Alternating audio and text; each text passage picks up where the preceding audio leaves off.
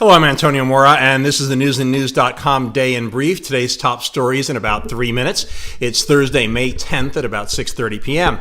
I'll start with some rare good news. The Iraqis captured 5 men described as some of the most wanted leaders of ISIS.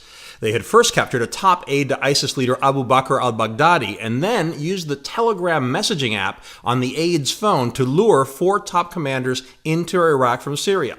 Al-Baghdadi is believed to still be hiding in the Iraqi-Syrian border region after losing control of all the cities and towns under the control of his so-called caliphate.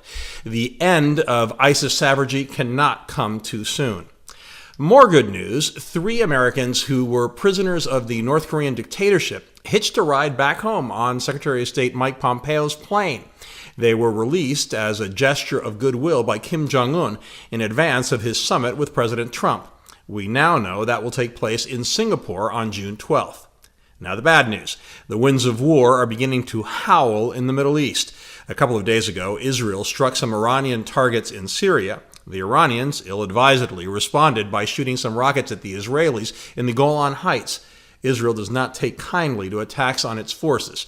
Benjamin Netanyahu said Iran had crossed a red line and sent missiles raining on the Iranians. Israel now claims it has destroyed almost all of Iran's military capabilities in Syria. Even before all this happened, Syrian dictator Bashar al-Assad warned of a world war in a just-released interview with a Greek newspaper. The White House condemned Iran and supported Israel's right to self-defense. American allies in Europe urged de-escalation. In our alternate universe segment, The Great Divide Between Conservative and Liberal Media, if you thought the eruption of hostilities between Iran and Israel would be the big story, you'd be wrong. It is the lead story on CNN's website, where an item is titled, "The World is Nervously Watching as the Gloves Come Off Between Iran and Israel." The world is watching, and it is the big story on the BBC, Al Jazeera, and Deutsche Welle.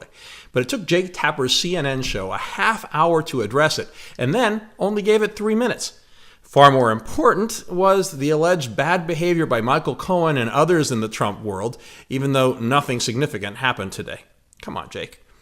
Finally, Town & Country magazine apologized to Monica Lewinsky. Some genius at the magazine decided it would be a good idea to disinvite her to an event once former President Clinton decided to attend.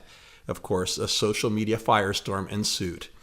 You can find all those stories and much more updated around the clock 7 days a week on newsandnews.com, where you'll find all you need to know in one place.